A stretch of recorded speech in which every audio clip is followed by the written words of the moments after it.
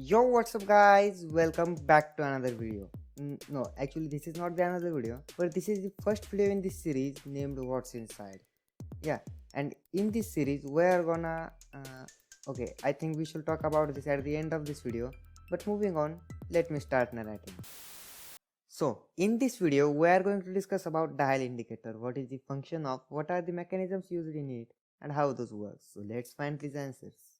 Before starting video, here's a warning for you. Because this video is what's inside video, I had to deassemble any of the dial from my workshop. Because I don't have Friday or edit glasses to scan through. And if you are gonna do anything like this, don't do that without professionals or elders watch on you. Because during this, I just messed up and really don't know what my dad is gonna do with me. But anyways, someone had to do this.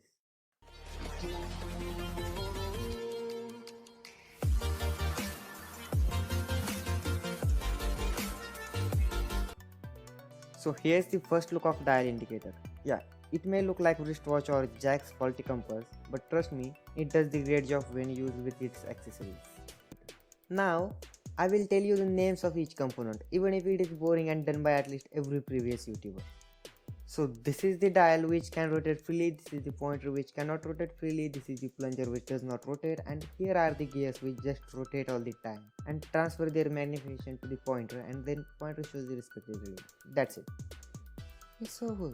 You can go home now. Are you serious? Okay. I'm serious now. So if we wanna compare distance, there must be something which senses the difference between magnitude. Yeah, I'm talking about this long bar right here. This bar is previously named as plunger, and this is what is actually in contact of workpiece and senses the displacement of length. And as we want high accuracy, this movement must be constrained. I mean, it should move only in up and down direction and must be restricted from moving or rotating in other directions. And to achieve this kind of motion, we just need to assemble it into main body with that point of view. So what are we waiting for? Let's start assembling. So here is a small hollow cylinder like construction to avoid plunger moving in directions other than up and down, but still can rotate. And this construction named guide way helps to achieve this. This small slotted way is used to insert a pin which is then connected to the plunger. And that's it. Now plunger cannot move in directions other than up and down. And as this plunger is made for sensing displacement, it must be kept touching workpiece. More specifically, it should be forced to touch the workpiece. So is there anything like that we know? Okay, I am talking about springs. We just need to attach a spring connected to plunger and main body. That's it. Then you might have noticed some tools right here. These are purely used to mesh up with other pinion gear, and here's our first rack and pinion mechanism. Now if you don't know anything about rack and pinion mechanism, then here it is. This is rack and this is pinion. Now before moving onwards, just come here for a while. Hey, I'm not doing anything like that. But I just thought before moving with gears, we should know something about gears, because this is what does the actual magnification. So imagine two gears. You don't actually have to imagine, you can see them in front of you. So you can notice that smaller gear has less number of toes as compared to the bigger one. Now observe that even if smaller gear rotates by full single rotation, bigger does not, and when bigger completes one rotation, smaller completes at least more than one. But if we connect a big gear exact like previous one to the smaller gear using a shaft between them, then you can notice this big gear has the same rotation as smaller one, but it is rotating with greater speed when compared to this previous gear. And if we connect this same set of gears, we can go on amplifying the speed and the reverse is magnified. So this is how the dial indicator works.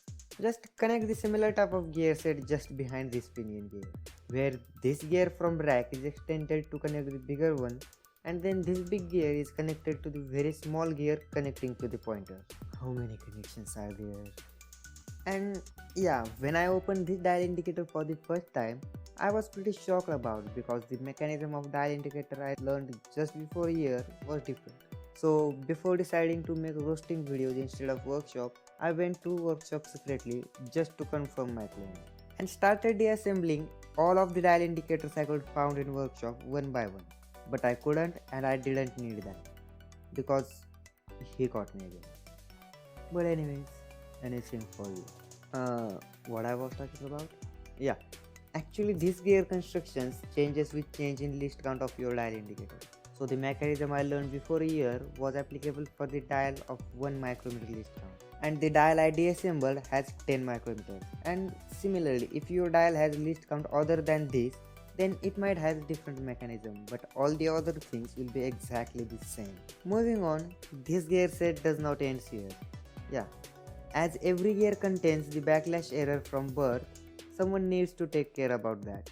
And for this, one more gear is added just besides this gear, which contains a spiral spring attached to it. Now, what this spring does is, even if there is a backlash, this spring helps to make gears connected at one side of a teeth. But this gear will still rotate even without spring, but it will look like this.